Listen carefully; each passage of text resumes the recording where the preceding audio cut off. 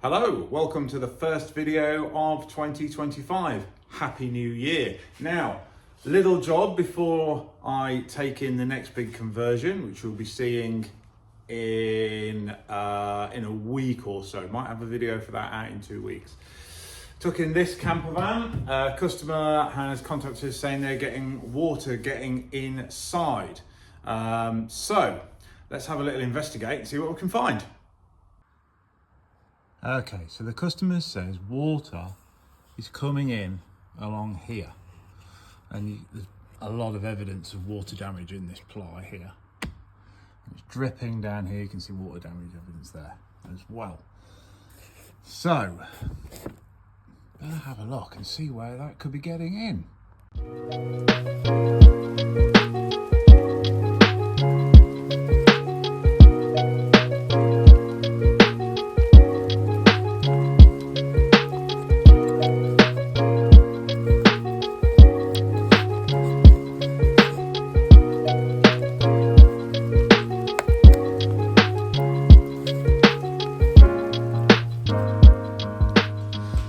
Okay, so removing some of the sealant around this frame has found spots where quite clearly, certainly, we're just here. If you watch, there is definitely water there. And this whole frame actually moves, which is a little bit worrying. Never seen a design of roof where the frame sits on the top like that. Anyway, take all the old sealant out and reseal it, I think. Definitely doing the right thing here by taking all of this old sealant out. The more the dig, whilst I have run a knife down here just to help bring this out, you can see that under there, a lot of moisture. You can prove that with this tissue, which was dry. Just do that. You can see the moisture glistening on there. Yeah, sodden. So it's all got to come out. Okay, the saga continues. Quite a bit of this side mastic was fairly well stuck, just with little bits here and there, but it's so wet underneath, so wet underneath. I was thinking, where's it getting in? And I'm starting to think, actually, looking at the design of this roof frame, and where the water has the ability to get up to when it rains, and certainly if the van is parked slightly facing downhill, because there is nowhere for the water to go down here. I think water is getting into here and then coming into the van just here. Now, I've treated this now because it was going quite badly rusty, but there are 2 holes here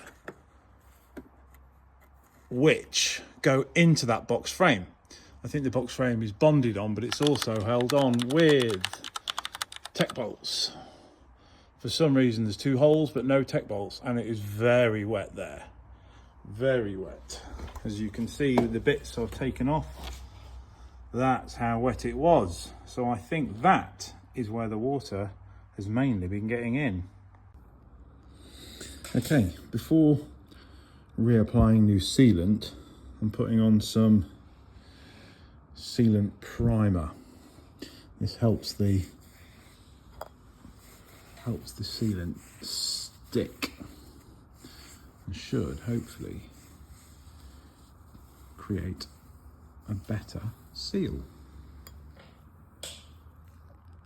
Okay, it's a couple of days later. I am back on the Renault Traffic. Now you will notice that the awning is missing. I had to take that off so I could get into the sealant around this framework. But when I took it off, this often happens with these Fiamma awnings. Didn't just mention the name, did I?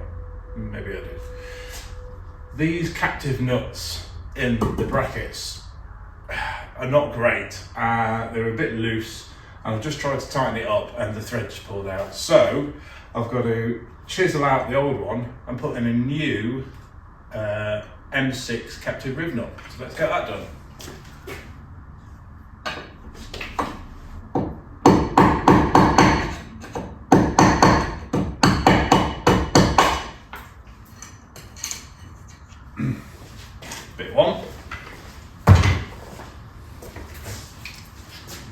your glasses back on.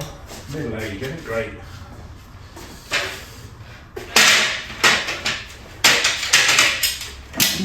Okay.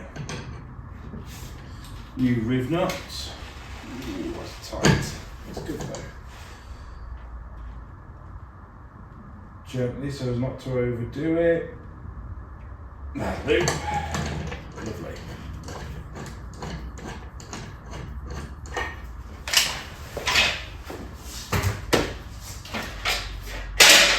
Right, better put the awning back on.